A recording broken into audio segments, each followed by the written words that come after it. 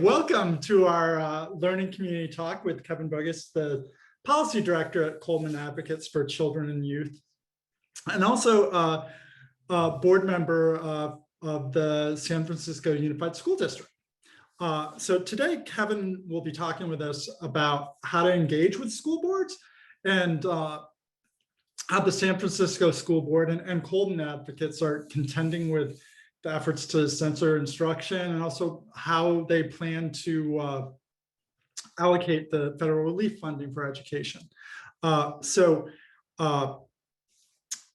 Today's session will be me interviewing Kevine. We'll have a discussion. Please post your questions in the Q&A function.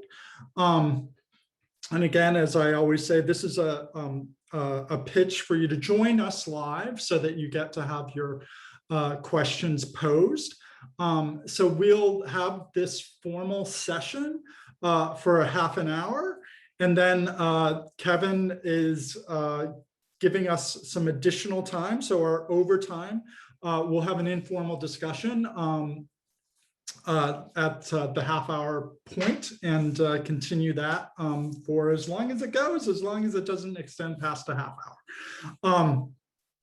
And just to give you some more information, we have a couple upcoming talks scheduled. We have Dr. Pam Cantor from Turnaround for Children on Thursday. That's at 1 o'clock Eastern. I think that you have that information. That information is on your Slack channel.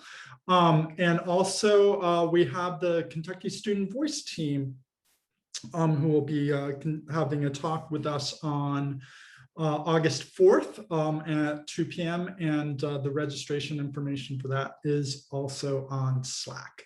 And please give us more ideas for people you would like to hear on talks. Post that on Slack as well.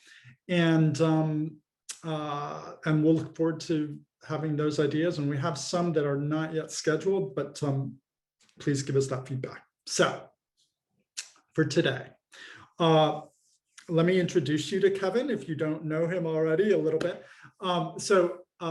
Kevine works at Coleman Advocates for Children and Youth in San Francisco. He's a San Francisco native. And we learned about Coleman Advocates last year. See Common Ground learned about Coleman Advocates last year when they participated in our community-led COVID-19 Recovery Action Accelerator.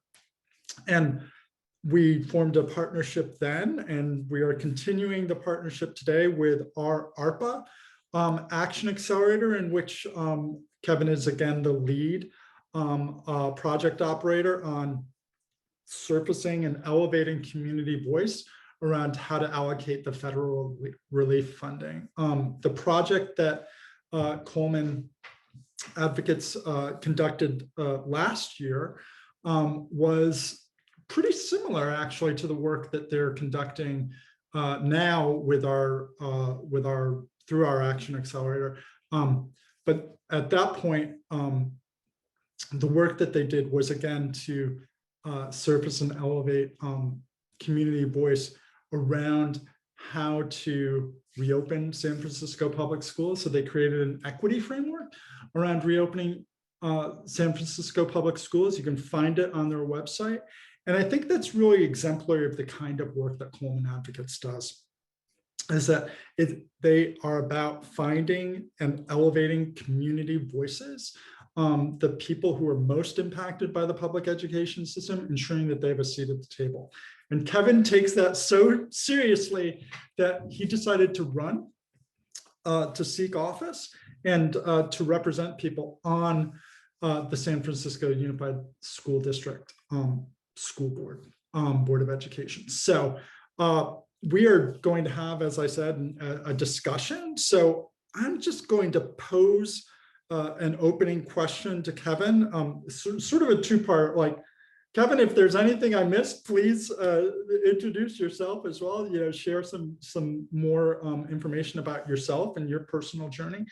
And as an element of that, What I'm really curious and kicking off our discussion with is what led you to seek office to run for the Board of Education in San Francisco?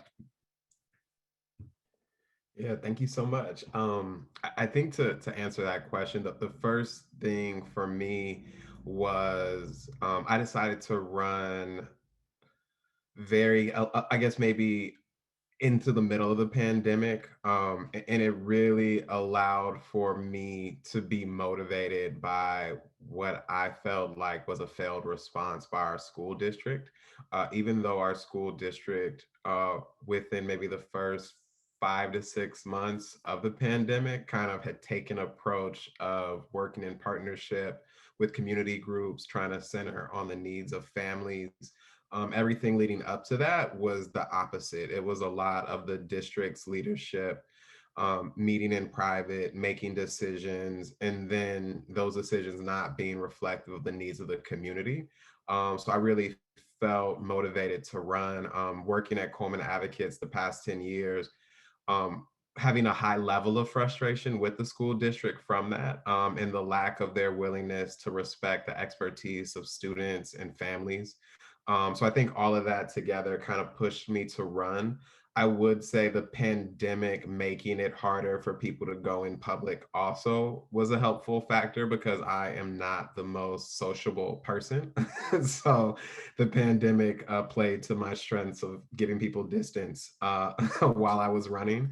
And also, I think it helped that there was a smaller field of people running because people were aware of how horrible an experience it would be for them to join at that time. And so I think those things, as well as I had people on the board who were encouraging as well in the community who were supporting me to run.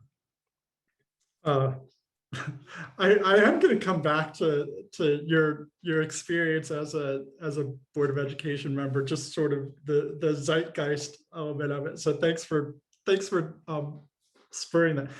Before I do, like one of the reasons why we thought it would just be a great idea to have you talk a little bit about your experience, people across Action Accelerators have expressed like, how do you work with a school board? Like, what moves members, like just not being, even as a constituent, like how do you engage with school board members? And so that's a line of inquiry that we'd like to pursue. In order to get there, I'd like to just dig in a little bit about the structure of the San Francisco Unified School District school board. Like, what are the responsibilities of a school board member? How is the board structured? What are the roles and responsibility of the school board and of you as a commissioner there? Yeah, for us in San Francisco, it's important to know that we are both a city and a county. We're a single city county. So that means our school board and our school district both basically has kind of two different roles. One is to be the Unified School District of San Francisco, and then one is the County Office of Education.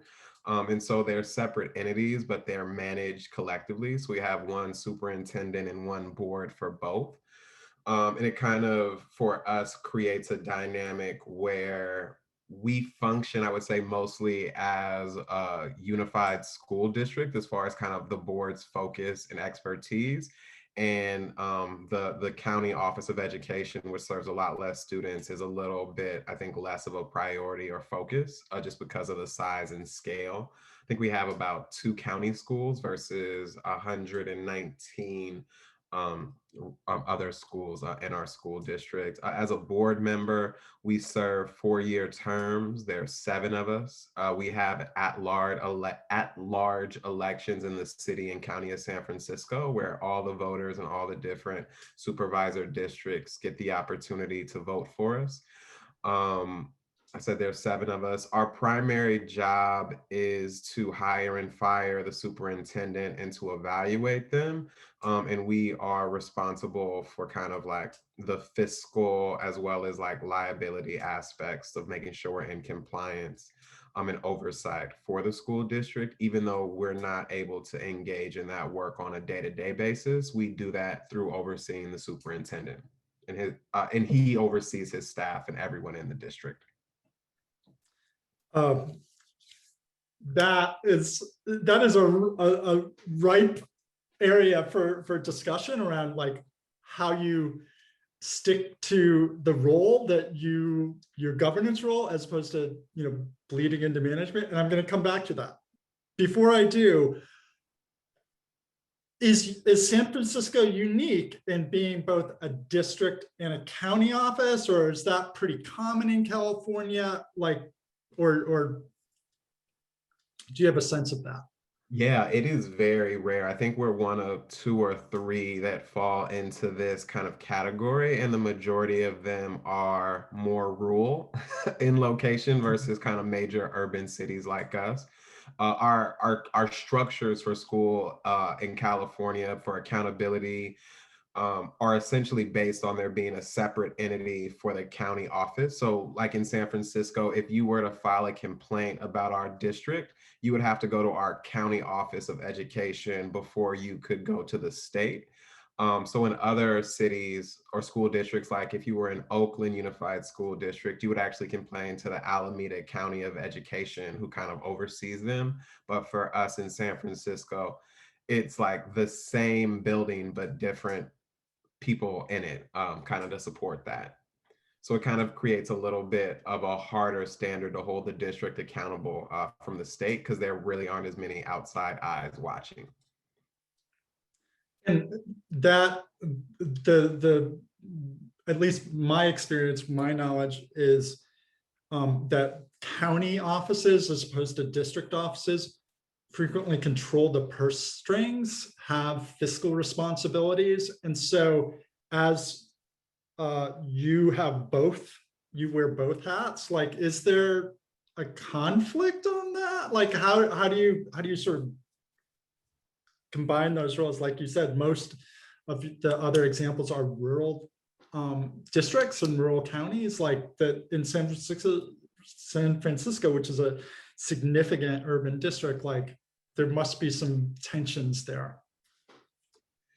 Not a ton. A lot of the way that our schools are funded in our school district are through a weighted student formula where we've identified high need students and have dedicated a funding strategy to kind of adjust for the difference based on the school site. And there's also a similar model that's slightly different and takes in some different factors at the state level that kind of dictates how money gets spent to school sites. I think the big benefit we have is we don't have to compete with any other school districts for funds.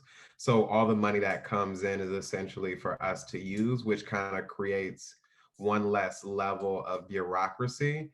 As far as the accountability piece, as long as we're in compliance and submitting things on time, the state doesn't seem to care a lot about kind of what we're doing and whether or not there are extra eyes to monitor it. I think a lot of well, I know like my organization Coleman has had a lot of issues with that when there are issues that come up where there's a lack of transparency or clarity in what's happening.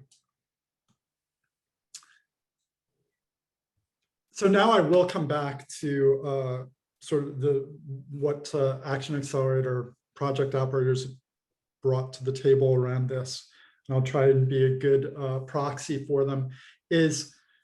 And you're in this position working as an advocate and as a member of the administration. From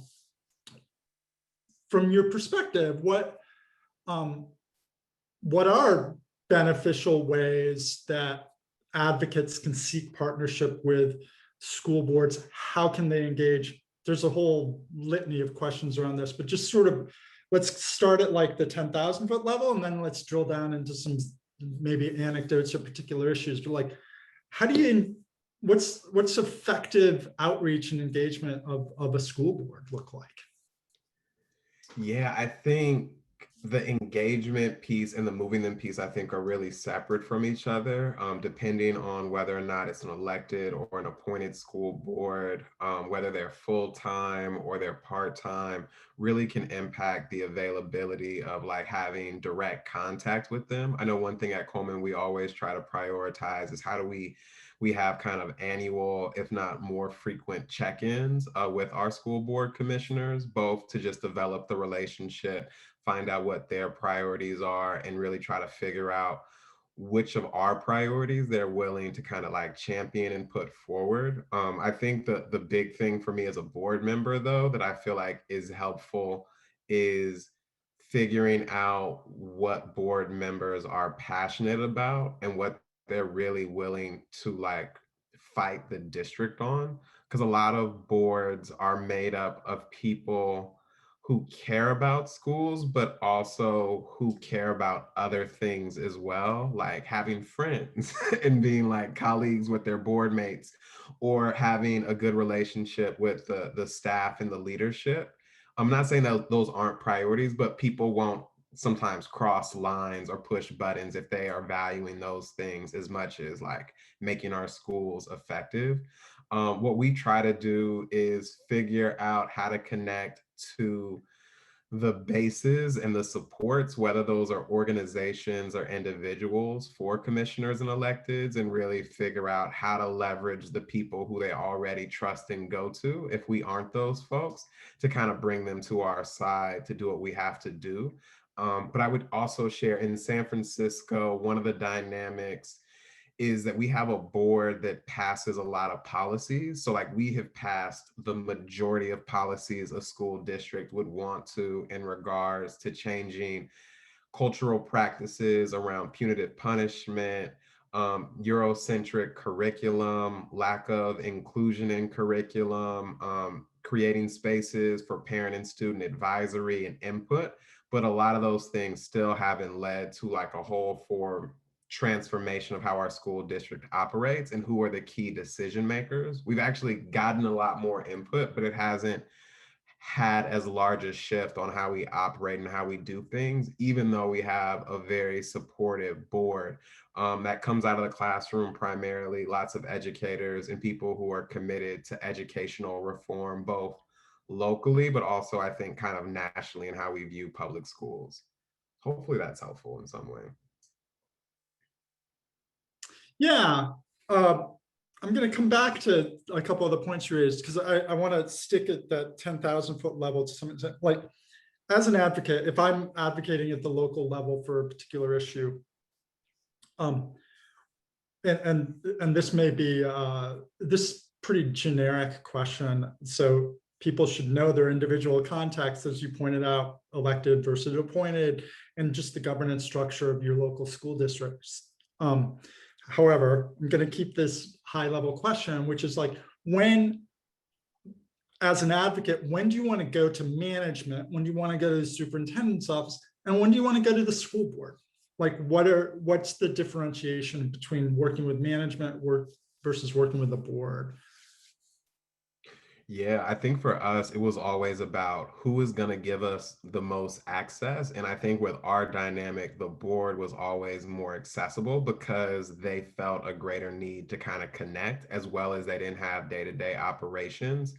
But I would say generally, you want to go to management if you have a situation that you need to deal with like personnel, you need to deal with the things that are happening on a day-to-day basis. And the board is really to kind of set the larger vision points for things, or when you need to like raise hell and kind of have an intervention in some of the other places. But like as a board member, only since January, I feel like what I have been consistently told is that the places for us to leave the most impact is in the evaluation of the superintendent and the strategic plan of the district. And really outside of that, unless we are united as a board, there's not a lot that I can do to shift the direction or the focus. So I would say board members are good for like big picture focus, kind of like 1,000 foot view, as well as like how do we get kind of a broader conversation, whether it's through media or community members about it, while like the nuts and bolts implementation stuff is really going to be the superintendent. And in our example of SFUSD, that's really only good for district-wide stuff. If you really want to deal with things at a school site, it really takes involving individual principals of those school sites as well as other site leaders. Uh, I think those are really helpful tips for people. And I'm going to probe a little bit on that in like, what's ineffective? What are some things you would say, like, just don't do this. It's a waste of your time, or it's going to have, a negative effect. It's going to have, bounce back on you, not going to be helpful. Ooh, yeah, that is an interesting question, because there's like the things I think that might be more proven than the things that I just feel like in my heart. So I'll just start with maybe my spiciest one, and this is just from years of frustration, is like very frustrated with work groups that don't have any real power to have a finished product that leads to something more than recommendations. I think that has been one of the biggest struggles. We have been like lucky that through our base building campaigns with our members, we've been able to win a shift in our graduation requirements to align with admission requirements for our state college systems, which is something that wasn't the case before. And during that process, after that victory and that community campaign to pressure the board to make that shift, we essentially participated in a year and a half of working groups. And we worked hard in those groups, and a lot of that work ended up not leading to what we wanted to see, because the district has their paid people who are actually doing other work that are as the behind the scenes. And so for us, I took a big message away from that of like, how do we utilize people who aren't being compensated like school district staff to help bring things forward and not waste their time, and not overuse them as a resource that's free for us.